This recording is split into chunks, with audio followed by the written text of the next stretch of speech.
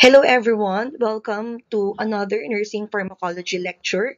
And for today, ang pag-uusapan natin will be drugs affecting blood coagulation. Our learning objectives will be first, outline the mechanisms by which blood clots form and dissolve in the body, correlating this information with actions of drugs used to affect blood clotting. Second, discuss the use of drugs that affect blood coagulation across lifespan. Third, describe the therapeutic actions, indications, pharmacokinetics, contraindications, most common adverse effects, and important drug-drug interactions associated with drugs affecting blood coagulation. Fourth, compare and contrast the prototype medications with other drugs. And last is to outline the nursing considerations, including important teaching points for patients receiving drugs used to affect blood coagulation. Blood is a fluid that circulates through the cardiovascular system, carrying oxygen and nutrients. When there's an injury, kagaya ng mga cut, punctures, or laceration, lalo na kapag masyadong malaki ang laceration, the blood leaks out, causing pressure loss, which disrupts the circulation and damages the tissue. May natural defenses ang katawan natin para pigilan ang pagdurugo. Una, sumisikip ang ugat kung tawagin natin, there is what we call vasoconstriction. Pangalawa, dumidikit ang platelets para magbara. And pangatlo, gumagana yung tinatawag nating clotting factors para tumigas at magsara ang sugat. Hemostasis is the process that stops bleeding. It maintains the balance between clot formation and prevention. There are two categories of hemostasis dysfunction. Yung tinatawag nating thrombosis or inappropriate clotting na kung saan sobra ang nagiging pamumuo ng dugo na kung tawagin natin ay thrombosis within the blood vessels. The second problem is bleeding.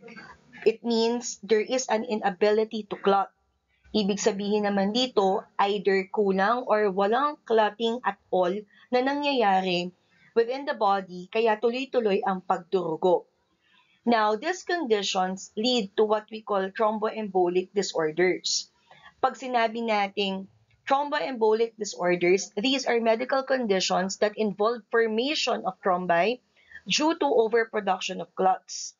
It will lead to decreased blood flow through a blood vessel, and it may also cause a total occlusion of a blood vessel. Kapag sobra ang pamumuo ng dugo, bumabagal ang daloy nito at maaaring mamatay ang mga cells dahil kulang ang delivery ng oxygen. Sabi nga natin, kailangan ng oxygen ng cells para siya mag-function, para tayo mag-survive. Kapag nabiyak or napunit ang clot at gumala sa dugo, tinatawag na natin itong embolus. Ibig sabihin, ito na yung piraso ng clot na pwede nang sumama sa circulation, which may lead to significant cases or maging delikado kasi pwede itong bumara sa pinakamaninipis at pinakamaliliit nating ugat, kagaya ng ugat natin sa utak o sa baga. Maraming iba't ibang signs and symptoms na pwede nating makita kapag na-diagnose ang isang pasyente ng mga tinatawag nating thromboembolic disorders. Isa na dyan yung tinatawag nating hypoxia or anoxia o kaya naman worst is nagkakaroon ng mga tissue necrosis. Ibig sabihin ng necrosis, ito na yung mga affected areas na nagkakaroon ng decreased blood flow. Pwedeng sanhi ng pamumuo ng dugo ang sakit sa ugat or yung kung tawagin natin atherosclerosis. Pwede din itong mag-lead to an infection or injury. Meron ding namamanang mga kondisyon kagaya ng mga factor V laden condition na kung saan napapabilis ang blood clotting or yung mga antiphospholipid syndrome. Pagdating naman sa mga tinatawag nating hemorrhagic disorders, it refers to excessive bleeding. It is less common than your thromboembolic disorders because excessive bleeding only happens kapag may mga malalaking laceration na tayo, such as resulting from, let's say, accidents, yan, injuries, massive injuries, na kung saan class, yung sobrang pagdurugo ay nangyayari dahil sa kakulangan ng mga clotting factor. It could be a hemophilia, it could be out of a liver disease, a thrombocytopenia, or even blood transfusion reactions. Now, when it comes to pharmacologic management for thromboembolic disorders and hemorrhagic disorders, we can administer medications affecting clot formation and resolution as prescribed by the attending physician. Meron tayong tatlong categories pagdating sa aspeto na ito. First, we have your antiplatelet agents, then your anticoagulants, and the third, your thrombolytic agents. Kapag sinabing antiplatelet agents, these are the group of drugs na siyang nag-a-alter ng platelet aggregation and formation of the platelet plug. Ibig sabihin nito, ito ang grupo ng gamot na pinipigilan ang pagdikit-dikit ng platelets. Medications under these categories will be aspirin and clopidogrel.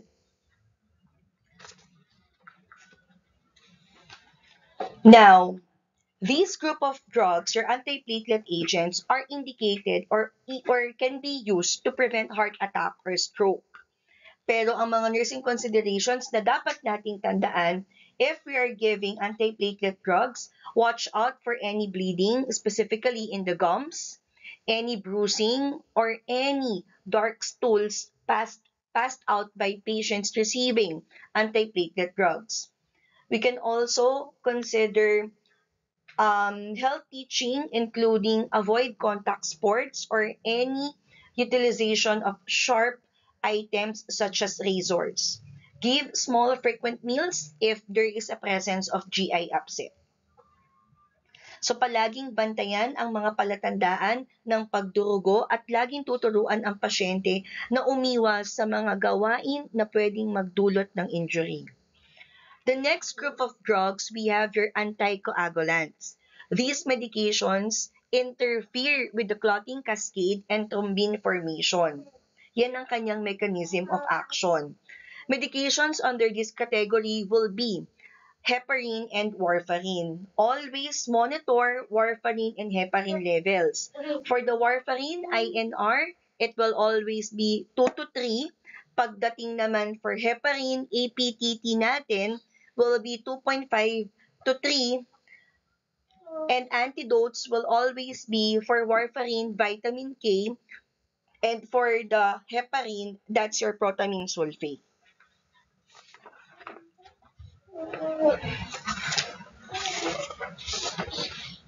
Ang anticoagulants ay pinipigilan ang mismong proseso ng pamumuo ng dugo. Kaya kailangang sukatin ang clotting time para siguraduhing ligtas ang ating mga pasyente.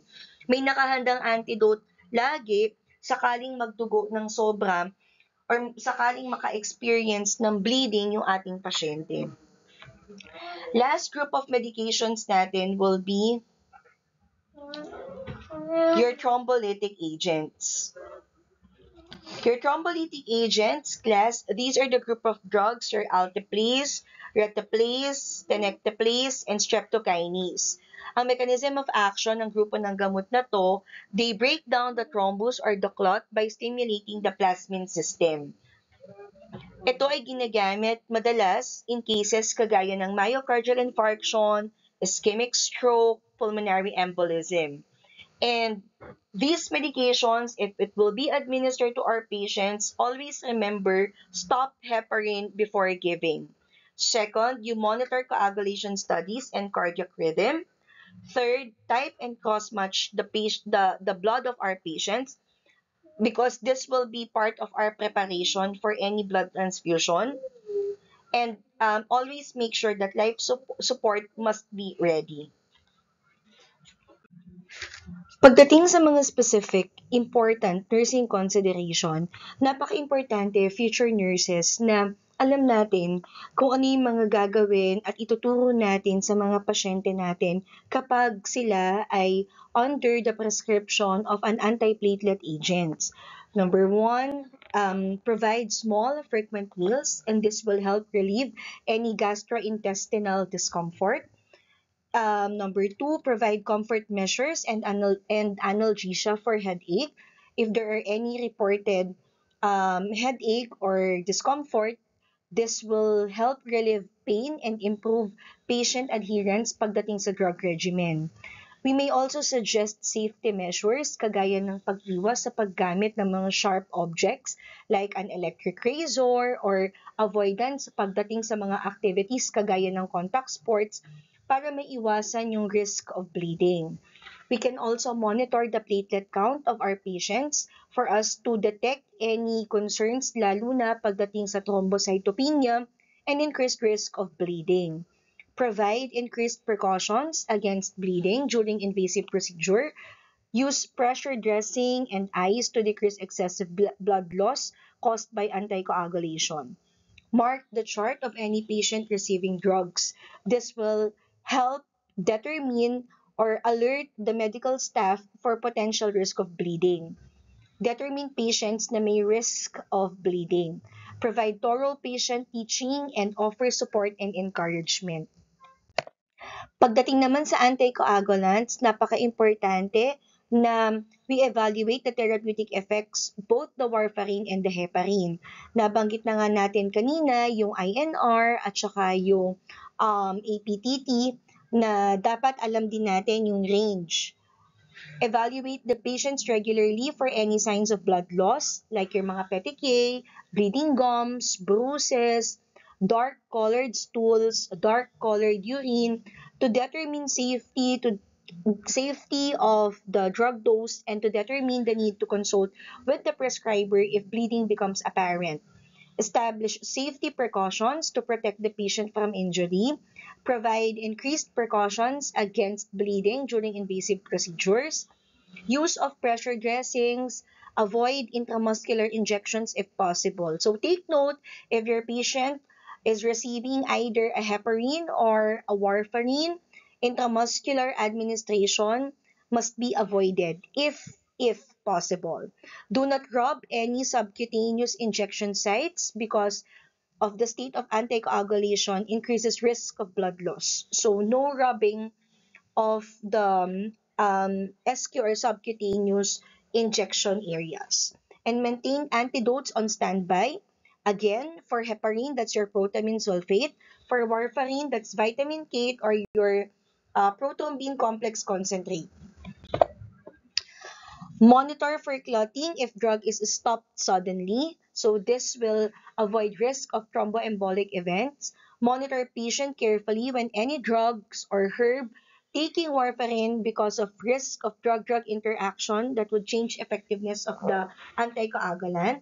Make sure patient receives a regular follow-up and monitoring, specifically the measurement of clotting time to ensure the therapeutic effects. Again, provide thorough patient teaching and always offer support and encouragement. For your thrombolytic agents, arrange to administer tissue plasminogen activators. This will reduce mortality associated with myocardial infarction or ischemic stroke. Discontinue heparin if it is being given before the administration of a thrombolytic agent unless specifically ordered for coronary artery infusion. This will prevent excessive blood loss. Evaluate patient regularly for any sign of blood loss. Monitor coagulation studies regularly. Arrange to type and cross-match blood in case of serious blood loss which will require blood transfusion. Monitor cardiac rhythm continuously and ensure life support are readily available. Provide increased precautions against bleeding during invasive procedure. Provide thorough patient teaching and offer support and encouragement. And dito po nagtatapos ang lecture natin pagdating sa mga gamot na ginagamit when it comes to coagulation and resolution. I hope you've learned something, and if there will be any questions or clarifications, you may send your inquiry to my email address at acdemesa@fatima.edu.ph. Reference used for this lecture is the Focus on Nursing Pharmacology 9th edition by Rebecca Tucker. Thank you.